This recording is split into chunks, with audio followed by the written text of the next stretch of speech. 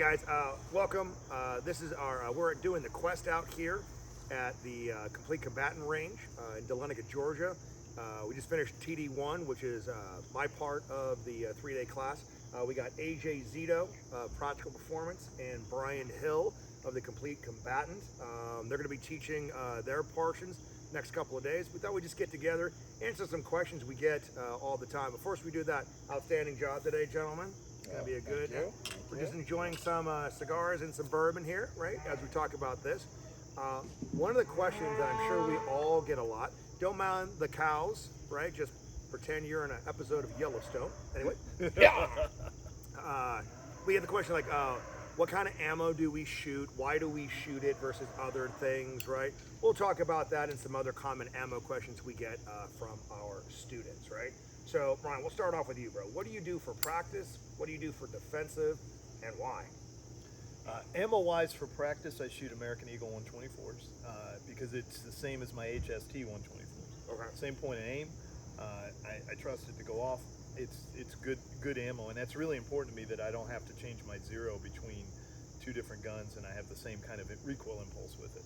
Okay, so that's good. So what if you have somebody that is not as successful and well-to-do as you, and they can't? I mean, I don't own a range. Do you own a range? I do not own a range. Anyway, that maybe they don't have that luxury to do that, or they can't afford to do that, right? What advice do you have for them? So every gun gets to vote. You know, find the one that resonates with your gun that you can shoot well. There's some really good ammos out there for practice that are good to go, and as long as you understand how it functions in the firearm. And I have a lot of HKs, and they all shoot a little different point of aim with different ammo, so you really have to be a good enough shooter to know the difference. Okay, cool. AJ, what's up, man? No, I think that's a good start. So I'll tell you the way I have like a whole process on how I pick ammunitions, right?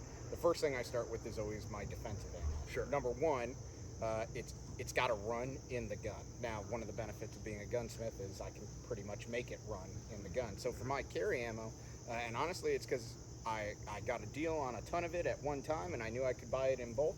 147 grain Winchester SXT, and that's been a great round for me. One of the benefits of it is it shoots great out of my guns. Typically, all but a couple of my guns, you know, being 1911s, are set up with cart barrels, which are chrome moly barrels, and they shoot that round fantastically. So I really like it. But once I've set that carry round, then it's trying, you know, like Brian said, it's trying to find a practice round or a training round that I can as closely mimic that defensive round as I can. And for me, it's more important to me that the practice round feels the same, other than where it prints. Because I can get over the fact that, listen, my defensive round I can shoot 100 on a B8 9X with the zero on the gun. But when I put my practice round in, maybe I'm going to be dropping down into the 9s, right, or 90s, something like that, because it's just not quite exact as my zero. I'm okay with that, with the understanding that I don't let my ego get in the way and say I need the 100s, but I'm getting the same feel, and I would much rather have that same feel than necessarily the most precise point of aim, point of impact between the two. Now, that being said, I zero my guns for whatever ammo I plan to do the most critical task with out of that gun. So my carry guns get zeroed with carry ammo, and I shoot other ammo through them, understanding the zero is going to be different. But my competition guns get zeroed with the competition ammo I'm going to shoot. But that's typically how I go about kind of formulating that. Yeah. And I shoot a hodgepodge of practice ammo for my stuff. Yeah. So my defensive ammo is Hornady 135 plus P. I used to do Spear Gold Dot 124 because for whatever classes I was teaching, the contracts would be LE, yada yada. That's what they should. Now everyone has made a mass shift, especially after COVID, to the Hornady 135 plus P. So I just started shooting that.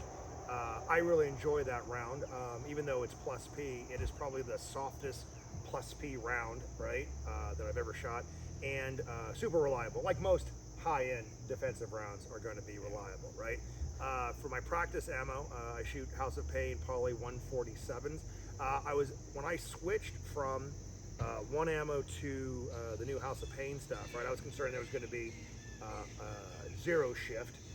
That was significantly different from the old practice ammo that I had. There was not. I think it was maybe offhand a perceivable eighth of an inch difference, maybe to the left. Not enough to where, like, if you were scoring it on a B8 or zeroing, right, that you would even really care about that. I like it on the practice ammo side, right? You know, there's a debate out there recently, like, oh, you know, soft ammo, you're not being a man. Hey, bro, I'm not trying to get arthritis, right? If you want to compare your recoil control to mine, we can do that all day long. A good video on that, you guys see Billy Barton's video where he goes through soft ammo all the way through 45 and the gun doesn't move. With the proper technique, it doesn't really matter. Since they print the same, and I'm not trying to work any harder and it's reliable, why not do the ammo that I'm shooting the most that has the least amount of work? I'm not trying to make life harder, right? So that's a great answer, guys. So that's how we pick our defensive and our practice ammo, right? A question that I know we all get a lot, that I get a lot, is when you're diagnosing malfunctions, right? How do you know if it's the ammo, or how do you know if it's the gun, right? I'm not an expert at that stuff. I just fix my shit and keep on going, right? So I'm just gonna, I'm gonna ask the expert, the gunsmith over here. What do you often say, bro? How do you tell the difference? Yeah. So first we have to look at truth versus fact, right? Ooh. Yeah. Okay. Philosophical. All right. One of the biggest things, you know, for the longest time, especially being a 1911 guy, everyone blamed malfunctions on pretty much one thing: magazines, right? And what we've seen, especially in the last 20 or 30 years, is that's just not the case. More often than not, malfunctions are caused by two issues, right? It's either caused by the shooter, right? Shooter inducing their own malfunction, or the ammunition is actually the cause. Out of spec ammunition, or ammunition that's just not spec'd right for the gun.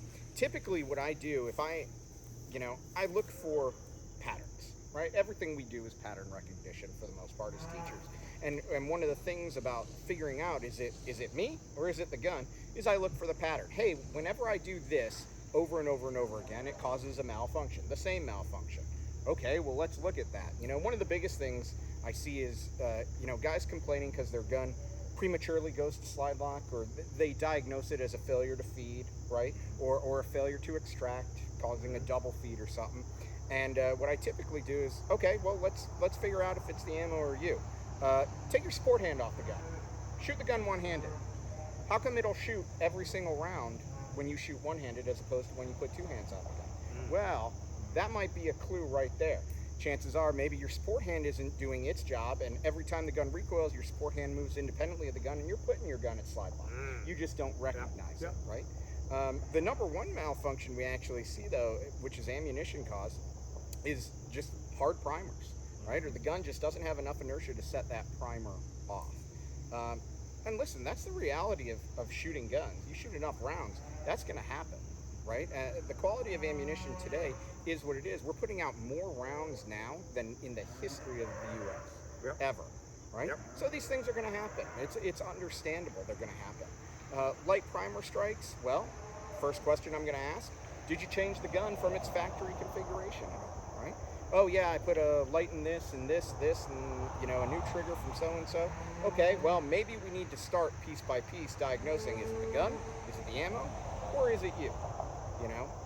But that's kind of how I'll approach it from that standpoint, with the understanding that chances are it's either you or the ammunition that caused that malfunction in the first place. Interesting. Okay, so I'm gonna play devil's advocate here, right? So pre-Staccato, STI was pretty much known as unreliable guns unless the magazines were tuned to a very high level, right? And then Sean Armstrong comes along, redesigns everything in the magazines, and now Staccatos, the word unreliable is not associated with Staccato at all. So that time it was the magazine, was it? What do you mean, was it? Before, it was unreliable because of the magazine, but you're saying it's not because of the magazine. What did they change in the magazine, though? Because in that case, it was the magazine. Sure, it absolutely was, okay. Right? And it's the understanding of how the gun's actually designed. most people don't understand the history of the 2011. Understanding that that design was built by Chip McCormick back in the 80s, right?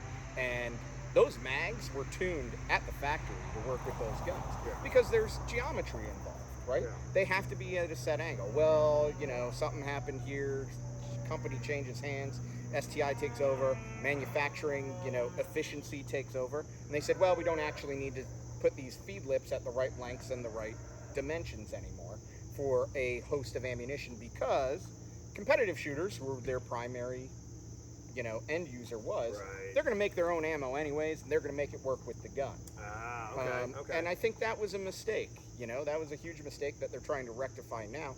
The best thing that ever happened to the 2011 platform, in my opinion, is the Gen 1 Staccato magazine.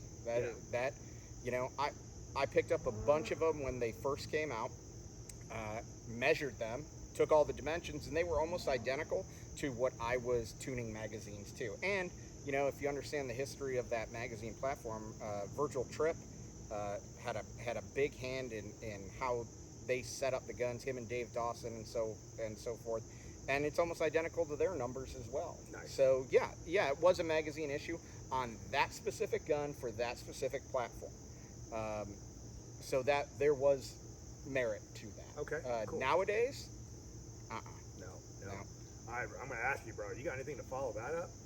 So, like, there's an interesting thing with HKs. They're set up for NATO 124 ammo, Yep. which is hot. Yep. You know, and I'm running a comp on mine with a progressive spring, so I really can't shoot heavier weight bullets out of it. And most people don't realize that Yeah. the way you make a bullet heavier is make it longer. Yeah. Which changes things dramatically. Totally. I can't shoot polymers out of it because we've talked about it, the problem with the comp and shooting the polymer out of this particular gun. And if I watch the ejection pattern, which is what we used to do with old guns, it tells us how it's behaving.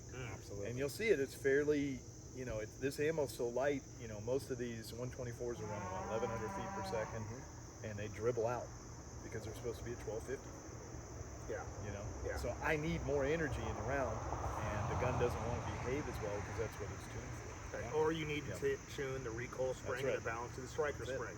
Like Exactly. everyone drives me crazy, man. It's like, hey, man, like, you know, back in the day when I all started, like the Roland Special, it's not reliable. I was like, well, you know, when that first came out, you know, Chuck Pressburg made that thing famous. He was shooting 124 NATO. Yep. Right, that thing will cycle anything. Yep. Right, but you're running your Winchester 115s. No wonder you're not running it reliably. You need to tune the recoil spring along to the balance of the striker spring. If you do that, you know, like I never had problems when I run my Roland Special back in the day.